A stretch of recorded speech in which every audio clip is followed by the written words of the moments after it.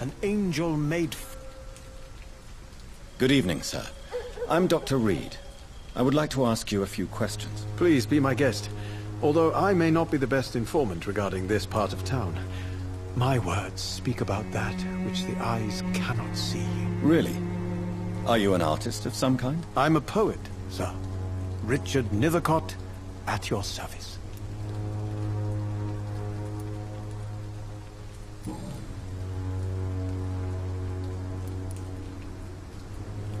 May I ask what you're doing at this hour of night, sir?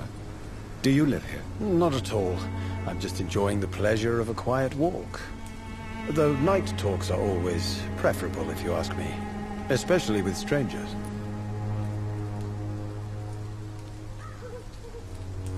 But are you not afraid of the epidemic? Oh, why should I? I see some equity in the Spanish flu. No flesh should be saved, say the scriptures. Good or evil, rich or poor, all are equal in the eyes of the flu. If you say so. But as a physician in a time of epidemic, I must caution you to avoid unnecessary exposure, sir. Thank you, Doctor. But we both know the seeker of truth has to go boldly where the weak dare not.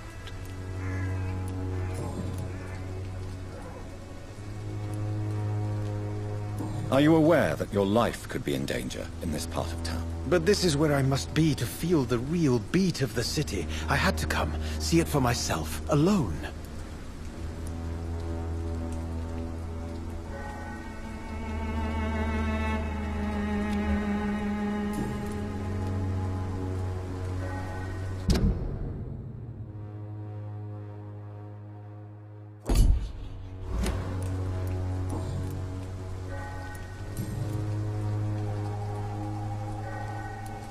Tell me, Mr. Nethercott, why seek inspiration in Whitechapel?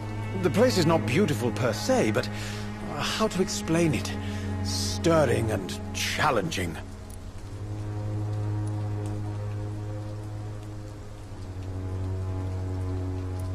In what way, exactly? The struggle by gaslight, the barren smiles and the arid hunger under the rain. If you say so. Such vibrant antagonism and vivid paradox. The stripped humanity raged across each street. Vivid, of course, yes. And what about the poignant distress? Oh yes, the poignant distress. You see what I mean, don't you? That's what I want to write about, and that's what Whitechapel is made of.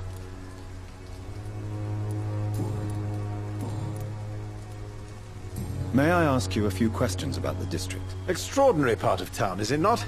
I'll be glad to help you, if I can.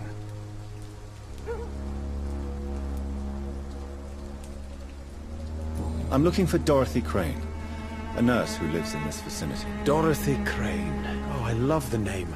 The Crane of Whitechapel. Sounds very mysterious. But, sorry, no, never heard of her.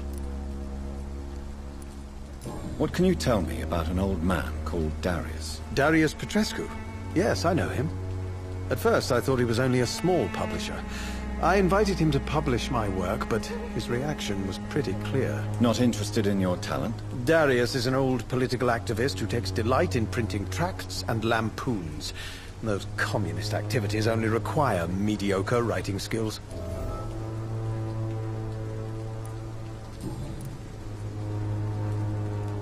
I'll leave you alone, sir.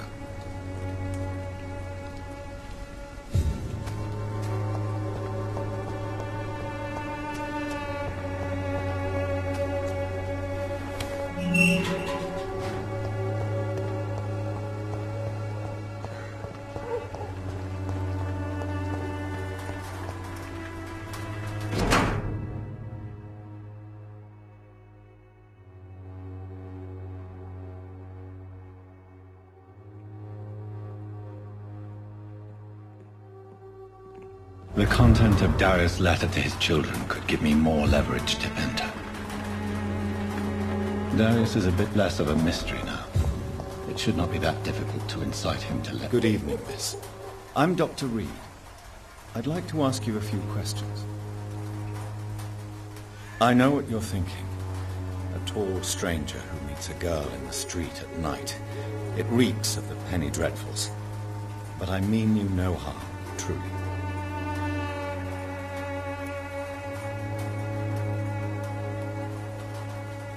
I know you understand what I'm saying. Your silence has nothing to do with you being mute, does it?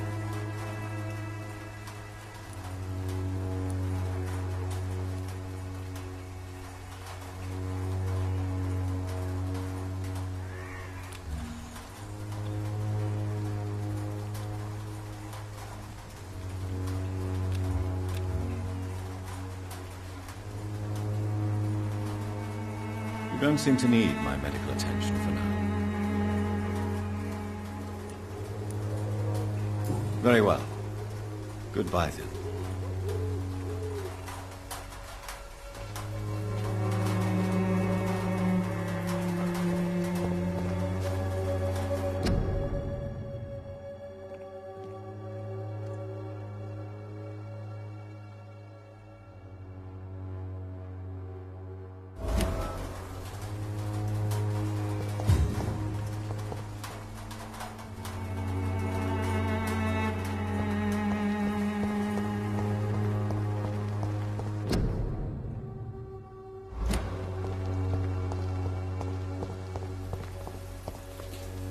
Hello again, miss.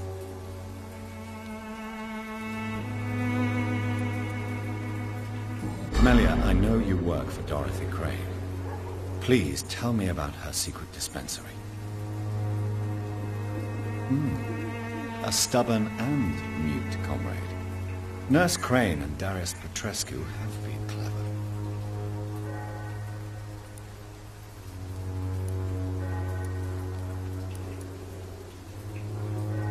Very well. Goodbye, then.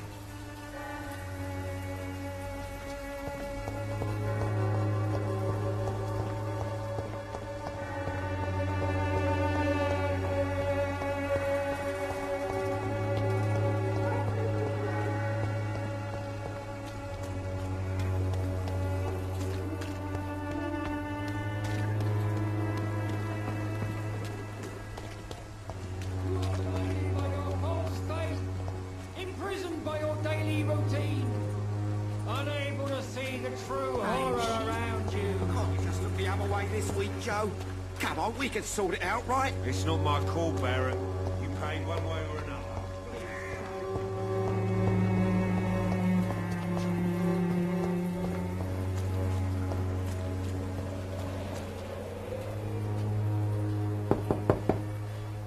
Mr. Petrescu, just 1 minute, please. You again. Go away.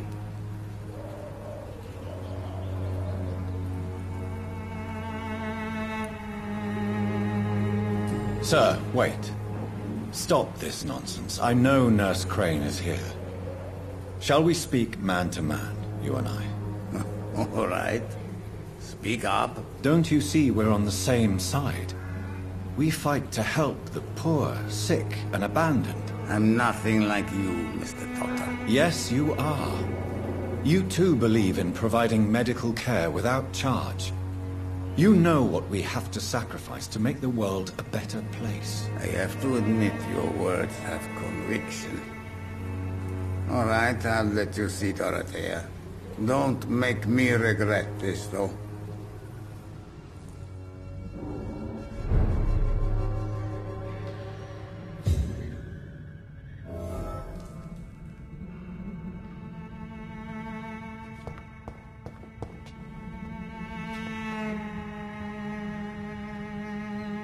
If you want to talk to Dorothea, you must go across the courtyard and take the stairs. We've not been formally introduced.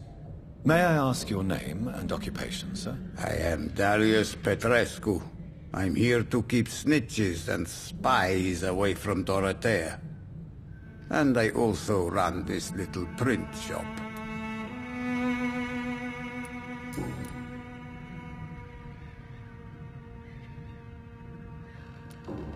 So Dorothy's real name is not Crane? Like myself and many people in this area.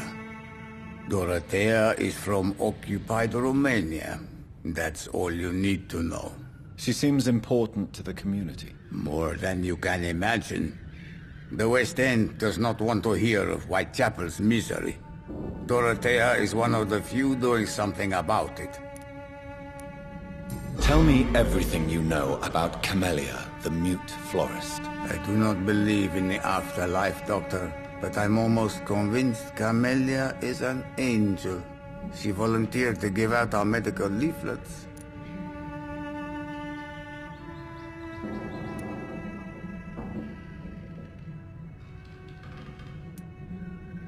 Who is she, really? Do you know where she's from? She's not from around here, that's all we know. Camellia is not even her name.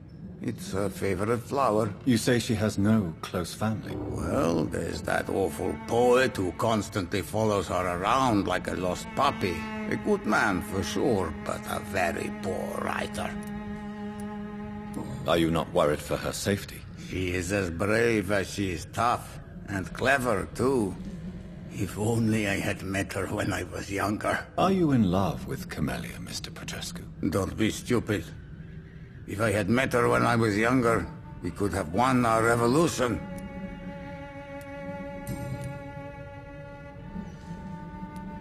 Tell me everything you know about Camellia, the mute florist. I do not believe in the afterlife, Doctor, but I'm almost convinced Camellia is an angel.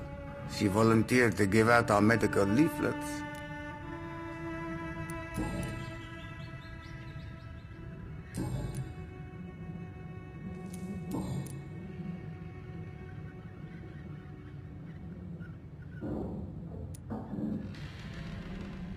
How did you meet Nurse Crane, Darius? Why does she trust you? I'm her oldest friend in England. Dorothea and I share many ideas about this country and about the country we left. You mean occupied Romania, don't you? Even if not directly, I fought against your enemies. Really? Then perhaps you have more in common with Dorothea than meets the eye, Dr. Reed. Do you have any family left, Mr. Petrescu?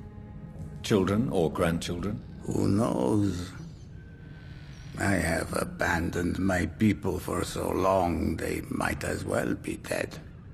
As dead as I am for them, I suppose. This war won't last forever. Did you ever think of returning to your country now it's free? No. I have taught strength and determination to my sons and daughters. I'm an old, dying man who only has memories of better times to cherish. Don't be embarrassed, sir. If you must know, my own father disappeared many years ago, and I forgave him. It's quite awkward to talk about our families like this, but thank you, Dr. Reed. I appreciate your trust. I know you fought for your country when it was occupied, Darius. Tell me more about it. I know my days are numbered, and I know I won't see my homeland again. But I fought for Romania all my life, and I will until my last breath. But Romania escaped the grasp of the Austro-Hungarian Empire. It's a free country again. But it's not the country I fought for. My homeland is not appeased, Doctor. And I still see a dark future ahead for my people.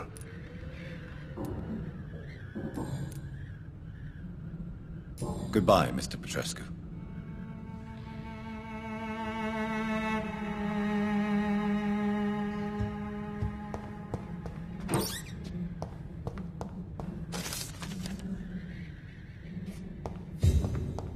It's locked, all right.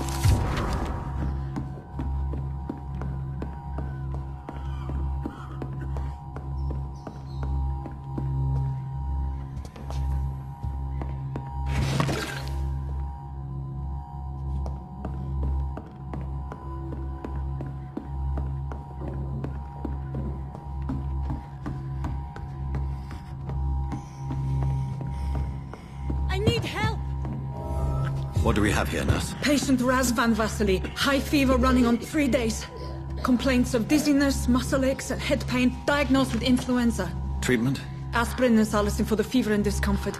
Liquids for dehydration, but he's having trouble keeping even water down. Thank you, nurse. Anything else I should know? He did lose consciousness this morning, but he's never had convulsions like these. He's not convulsing, he's choking. He's not getting any air. Scalpel! Hand me that scalpel! What can I do, Doctor?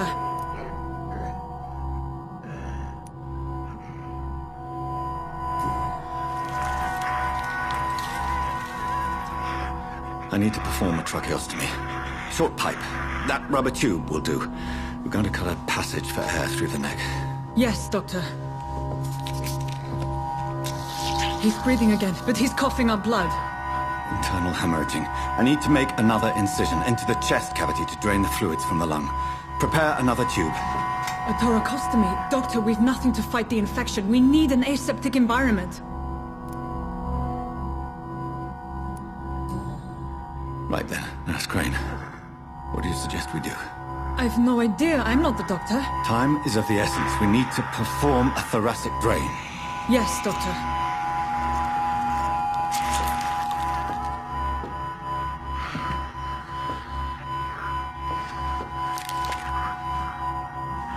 He's still bleeding, Doctor. I'm losing his pulse. The drain must have punctured the intercostal artery. There's too much blood. Are you all right, Doctor? I can't see.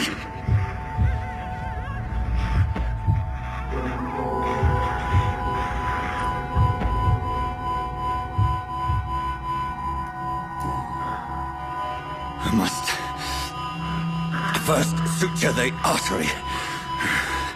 Find the wound. The source of the blood. Needle and thread, Doctor. Good. The stitches are holding. How's he doing? We're losing him. We've lost his pulse. He's dying, Doctor!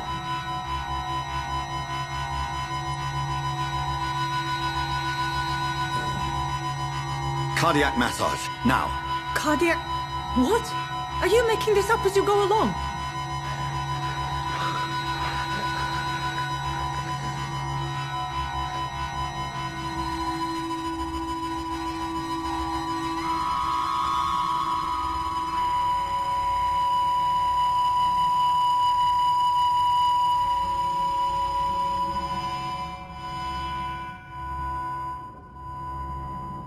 We've lost the pulse. He's gone, Doctor. Nurse, we did everything we could. Truly? Everything you could? Is that how you'll report this in your log? Is this how the war went? Piling up one poor corpse beside the next? This was not an influenza-induced seizure. I've never seen symptoms like these on the continent. Neither have I. But the previous symptoms leading up to this attack were the same, indistinguishable from the epidemic. No. There was something more vile in these reactions. Something primitive. There have been numerous reports of mental breakdowns caused by the fever that accompanies the flu itself, Doctor. Yes, but... I'd best take some samples of the blood for analysis.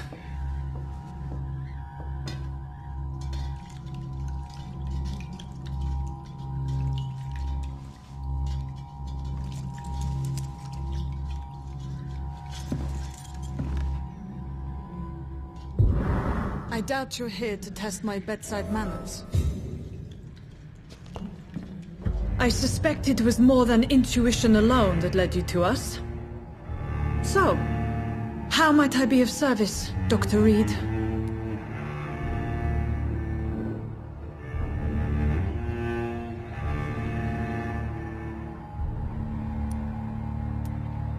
I've come to put an end to this insufferable blackmailing, Dorothy. Doctor, you think your warnings scare me? I've stolen and plied, blackmailed and lied, but what else am I to do? I'm all these people have.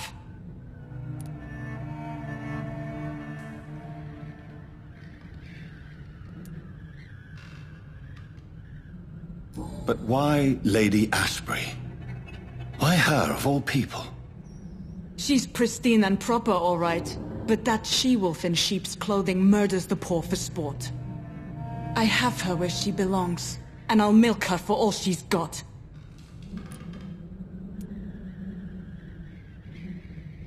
Dr. Swansea is a sensible and honest man. He wouldn't have refused your friend's care at Pembroke. It's easy for you to say, Doctor. These people cannot go to the police, nor to the hospital. They don't even speak English. They depend on me for everything. So, the end justifies the means. Is that your defense? I know you're kind, Doctor. Just another fine-heeled, silver-spooned gentleman who was given the world on a platter. You know nothing of poverty. Nothing of the shame, the hunger, the loneliness. You've convinced me of the sincerity of your actions and their noble justifications. But all the same, blackmail is a crime, and it will stop, Nurse Crane. So, are you going to turn me over to the authorities?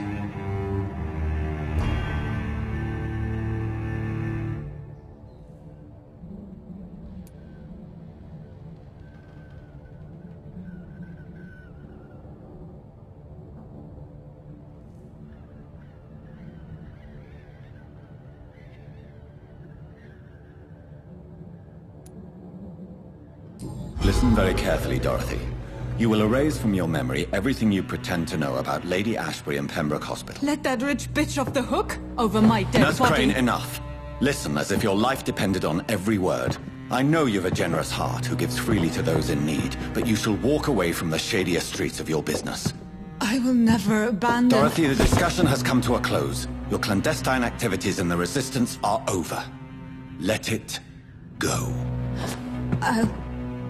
I'll let it go. Yes. All gone.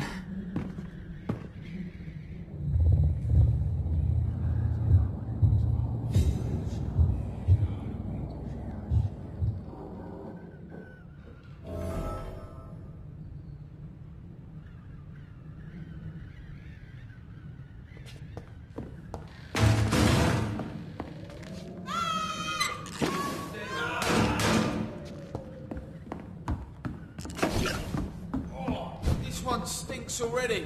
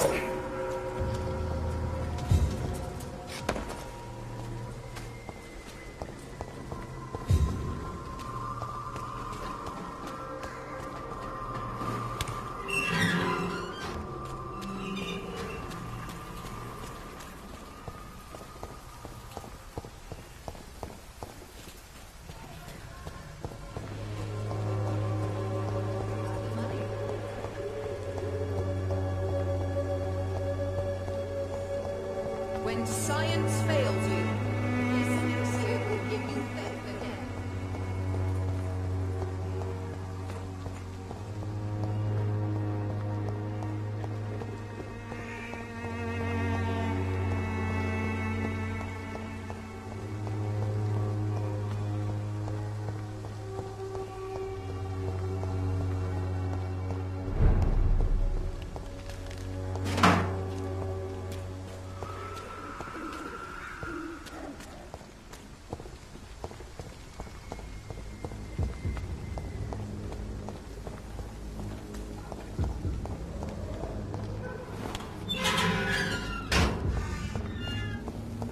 Human blood. Whoever left these marks did so deliberately. Kill it, boy! There's one of them vermin!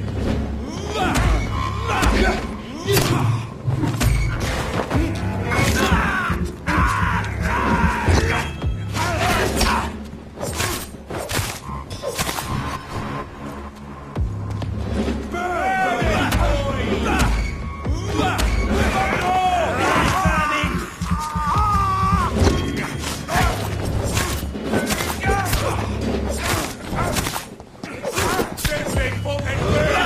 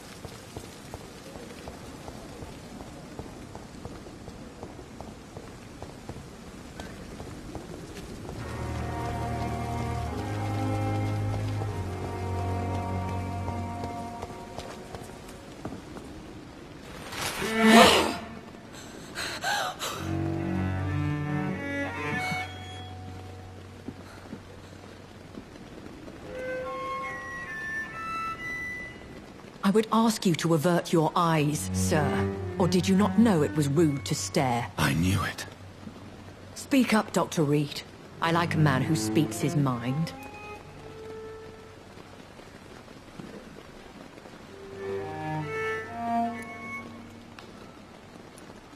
What prevails in the end, I wonder? The desire for blood, or to be of service to man? Spare me your sarcasm, Jonathan. You are but newly born in this world.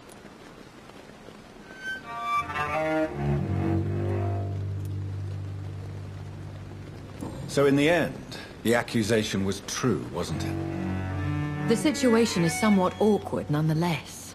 I have not been observed sustaining myself for many decades. I have to say I'm a trifle embarrassed. Anyway, I have concluded my inquiries concerning your blackmailer. I see. Please excuse my agitated state. Under normal circumstances, I wouldn't let anyone see me in this condition. The case is closed, your ladyship. The person who took advantage of you has, shall we say, seen the error of her ways. So who was it? My lady, the blackmailer was dealt with using the utmost discretion. The culprit's identity is of no relevance. Thank you, Jonathan.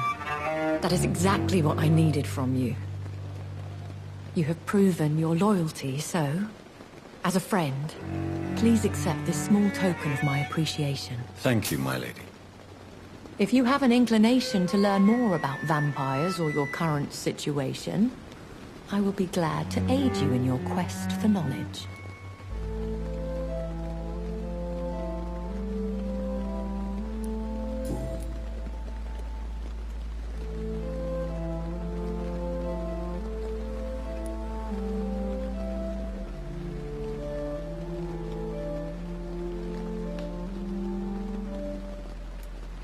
I've been hearing a voice talking in my head.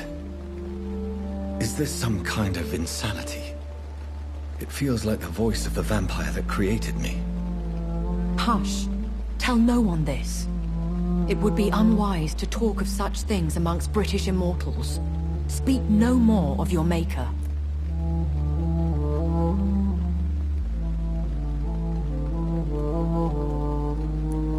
How could this cause offense? Only the powerful immortals can mentally call to their progeny. No vampire or hunter will sleep easy, knowing that an unidentified elder is stalking the streets of London. Excuse my forwardness, but... are you my maker? Me? Goodness, no. Only a foolish immortal would create a progeny without taking precaution, and I'm no fool.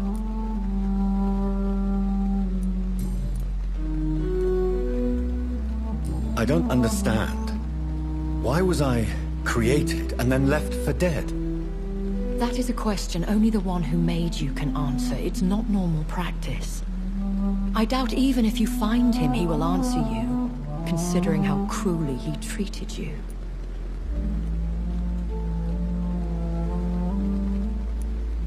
I'd like to avoid creating another vampire by mistake anyway. Tell me, how is it done?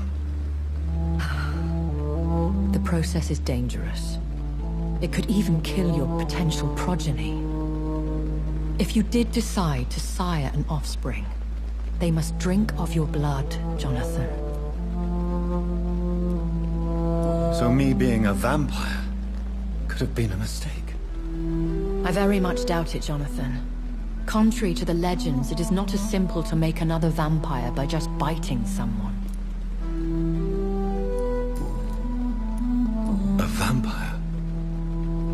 Is that what I am? What we are? Such a crude word, defined by penny dreadfuls and drunken hacks. No. You are now an Ekon, and that you shall remain.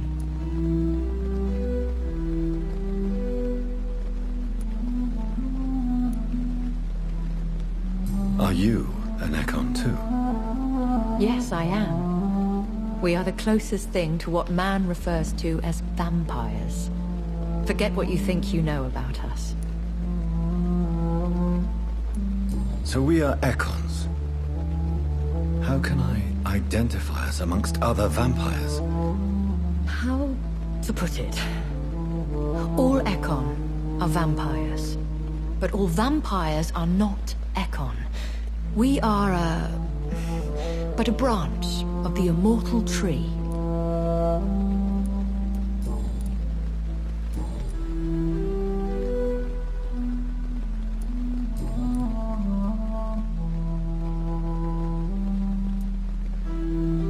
Why does Dr. Swansea allow you to feed on the patients of the hospital?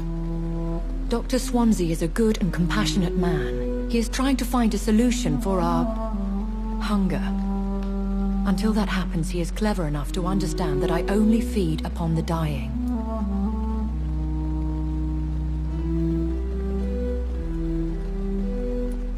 And no one suspected you of the murders? As you well know, suspicion has recently fallen on me of killing for pleasure. But you have my word, Jonathan. I take no pleasure in taking a life.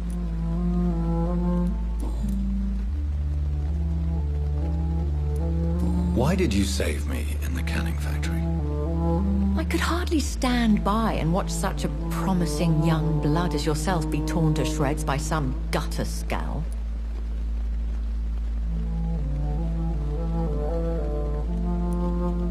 What type of vampire is a Skull? Not a true vampire.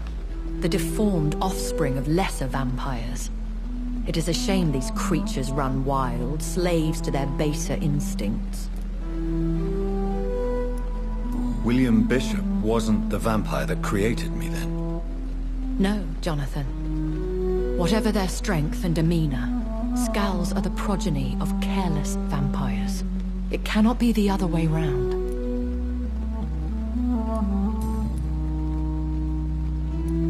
I know this is beyond the pale, but may I inquire your age? Really? And I thought you were gentlemen.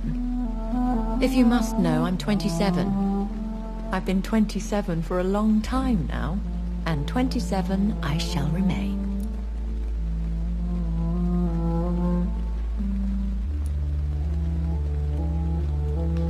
And who bestowed upon you this eternal youth? My maker. He left this isle a long time ago. Very well. But I believe there is more to this than you are saying. A lady has to have some secrets.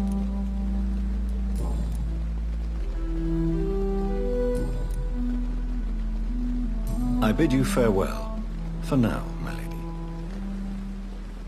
I must quickly analyze the blood I took from Nurse Crane's patient.